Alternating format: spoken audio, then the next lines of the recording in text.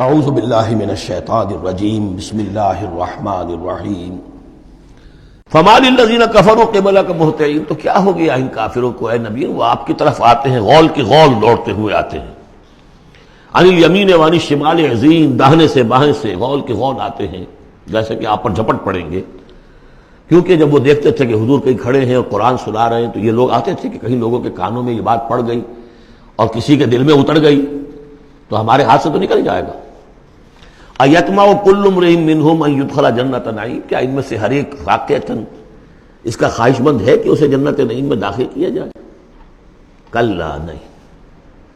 انا خلقناہم مما یعلمون، یہ جانتے ہیں ہم نے جس چیز سے انہیں پیدا کیا ہے، گندے پانی کی ایک بوند۔ فلا اقسم برب المشارق والمغارب انا لقادرون، دیکھیے یہاں مشارق اور مغارب آ گیا، رب المشرقین و رب المغربین وہ سورہ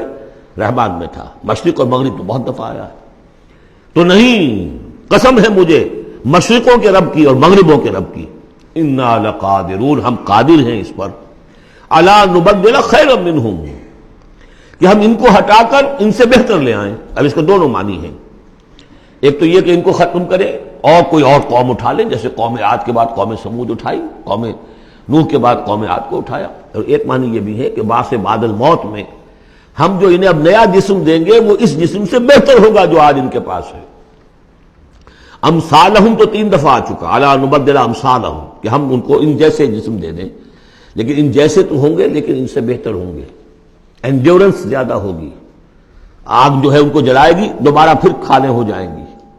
یہ ساری جو مشقتیں جھیلنے کے لیے وہ جسم جو ہے اس کو عام جسم پر قیاس نہ کرو، اور جہنم کی آگ کو یہاں کی آگ پر قیاس نہ کرو۔ وما نحن بمسبوقین، ہم اس میں کوئی ہارے ہوئے نہیں ہیں، یہ ہمارے قابو سے نکل نہیں جائیں گے۔ فذرہم، دیکھیے وہی لفظ پھر آ گیا، چھوڑیے اے نبی ان کو، جانے دیجیے ان کو، فذرہم، چھوڑیے ان کو، یخوضوا ویلعبوا،